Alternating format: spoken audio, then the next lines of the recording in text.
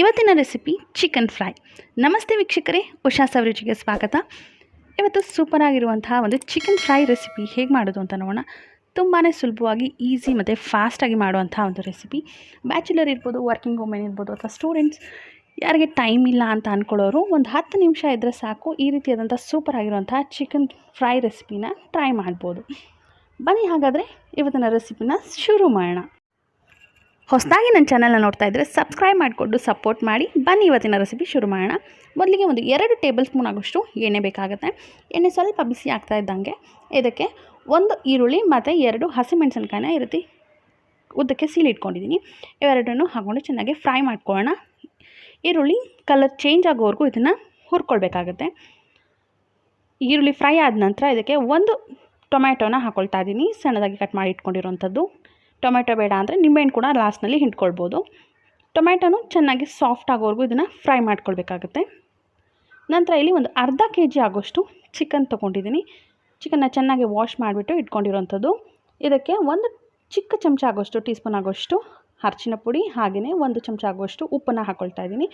ಉಪ್ಪು ರುಚಿಗೆ ಎಷ್ಟು ಬೇಕಷ್ಟು ಇವಾಗಲೇ ಹಾಕ್ಕೊಂಬಿಡೋಣ. ಇದನ್ನು ಒಂದು 2 ರಿಂದ 3 ನಿಮಿಷ ಅರಿಶಿನ ಪುಡಿ ಮತ್ತು ಉಪ್ಪಿನ ಜೊತೆಗೆ 2 ನಿಮಿಷ ಇದನ್ನು ಫ್ರೈ ಮಾಡ್ಕೊಳ್ಬೇಕಾಗುತ್ತೆ. ಚೆನ್ನಾಗಿ ಫ್ರೈ ಆದ ನಂತರ ಇದಕ್ಕೆ 1 ಟೇಬಲ್ ಸ್ಪೂನ್ ಆಗೋಷ್ಟು ಶುಂಠಿ ಬೆಳ್ಳುಳ್ಳಿ ಪೇಸ್ಟನ್ನ ಹಾಕ್ಕೊಳ್ತಾ ಇದ್ದೀನಿ. ಇದನ್ನು ಚೆನ್ನಾಗಿ ಮಿಕ್ಸ್ ಮಾಡ್ಕೊಳ್ಳೋಣ. ಇವಾಗ ಒಂದು ಲಿಡ್ನ ಮುಚ್ಚಿಟ್ಟು ಒಂದು 5 ನಿಮಿಷ ಇದನ್ನು ಬೇಯಿಸ್ಕೊಳ್ಬೇಕಾಗತ್ತೆ. ಚಿಕನ್ನಲ್ಲಿರುವಂತಹ ನೀರಿನಂಶ ಬಿಟ್ಟು ಅದು ಒಂದು 50 to 70% ಅಷ್ಟು ಬೇಯುತ್ತೆ. ಈಗ ಒಂದು 70% ಅಷ್ಟು ಚಿಕನ್ ಬೆಂದಿದೆ. ಇವಾಗ ಇದಕ್ಕೆ 1 ಟೇಬಲ್ ಸ್ಪೂನ್ ಆಗೋಷ್ಟು ಧನಿಯಾ ಪೌಡರ್ನ ಹಾಕ್ಕೊಳ್ತಾ ಇದ್ದೀನಿ. ಹಾಗೆಯೇ ಒಂದು ಅರ್ಧ ಟೇಬಲ್ ಸ್ಪೂನ್ ಆಗೋಷ್ಟು ಚಿಲ್ಲಿ ಪೌಡರ್ ಹಾಕ್ಕೊಳ್ತಾ ಇದ್ದೀನಿ. ಇದು ಸ್ವಲ್ಪ ಖಾರ ಇದೆ, ನಿಮ್ಮ ಖಾರ ಹೇಗೆ ಬೇಕು ರುಚಿಗೆ ನೋಡಿಕೊಂಡು ಹಾಕ್ಕೊಳ್ಬೋದು. ಹಾಗೆ 1 ಚಿಕ್ಕ ಚಮಚ ಆಗುವಷ್ಟು ಗರಂ ಮಸಾಲ ಪೌಡರ್ನ ಹಾಕ್ಕೊಳ್ಳೋಣ. ಇವಿಷ್ಟನ್ನು ಚೆನ್ನಾಗಿ ಒಂದು 2 ನಿಮಿಷ ಹುರ್ಕೊಂಡು ಮಿಕ್ಸ್ ಮಾಡಿ. ಇಷ್ಟೇ ಮಸಾಲೆಗಳು ಬೇಕಾಗಿರುವಂಥದ್ದು. ಚೆನ್ನಾಗಿ ಮಿಕ್ಸ್ ಆಗಿದೆ. ಇವಾಗ ಒಂದು ಅರ್ಧ ಕಪ್ ಆಗೋಷ್ಟು ನೀರನ್ನು ಹಾಕ್ಕೊಳ್ತಾ ಇದ್ದೀನಿ.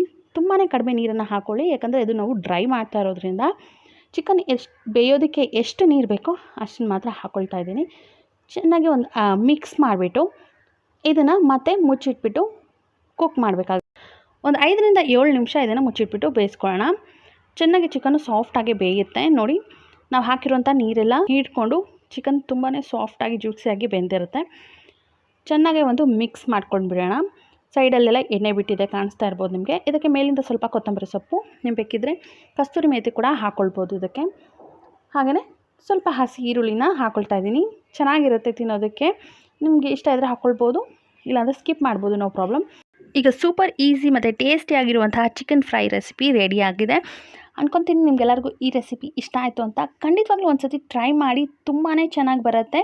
ರೆಸಿಪಿ ಇಷ್ಟ ಆದರೆ ಲೈಕ್ ಮಾಡಿ. ಹಾಗೆ ನನ್ನ ಚಾನಲ್ನ ಹೊಸದಾಗಿ ನೋಡ್ತಾ ಇದ್ದರೆ ಸಬ್ಸ್ಕ್ರೈಬ್ ಮಾಡಿಕೊಂಡು ಸಪೋರ್ಟ್ ಮಾಡಿ. ಮತ್ತು ಈ ರೆಸಿಪಿನ ನಿಮ್ಮ ಫ್ರೆಂಡ್ಸ್ ಮತ್ತು ಫ್ಯಾಮಿಲಿ ಜೊತೆಗೂ ಶೇರ್ ಮಾಡಿ. ಹಾಗೆ ಮತ್ತೊಂದು ರೆಸಿಪಿಯೊಂದಿಗೆ ಮತ್ತೆ ಸಿಗ್ತೀನಿ. Until then, thanks for watching. ಧನ್ಯವಾದಗಳು.